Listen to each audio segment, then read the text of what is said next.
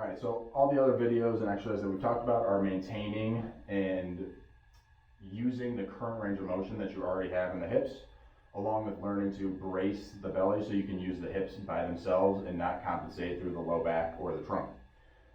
This exercise, Pails and Rails, is about expanding that range of motion, building new range of motion, making sure the muscles are doing it, not just sitting there and stretching and not learning how to use it.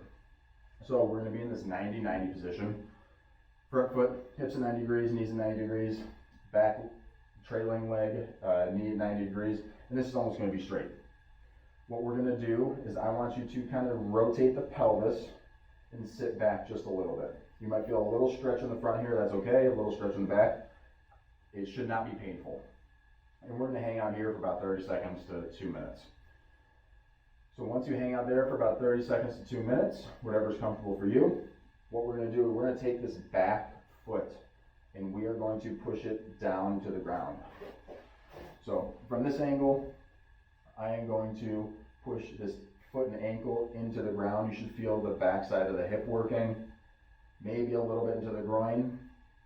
And we're going to slowly ramp up the effort, starting at 10%. So push down 10%, then to 30%, 50%, 70%. I would say stop at 70% if you've never done this before.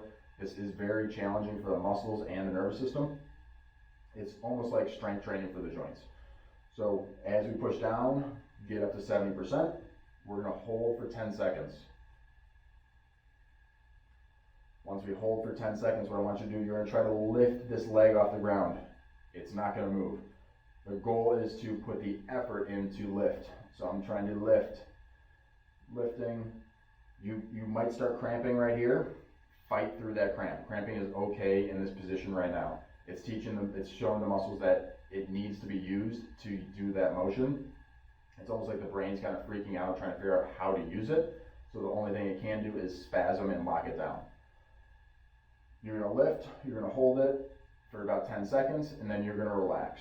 You're going to sit back a little bit further, drop that pelvis down, and then hang out for 10 to 15 seconds. That if you did cramp, let that cramp dissipate, and then we're going to start again. We're going to start pushing down to 10%, 30%, 50%, 70, and you're going to hold once you get to 70 for 10 seconds.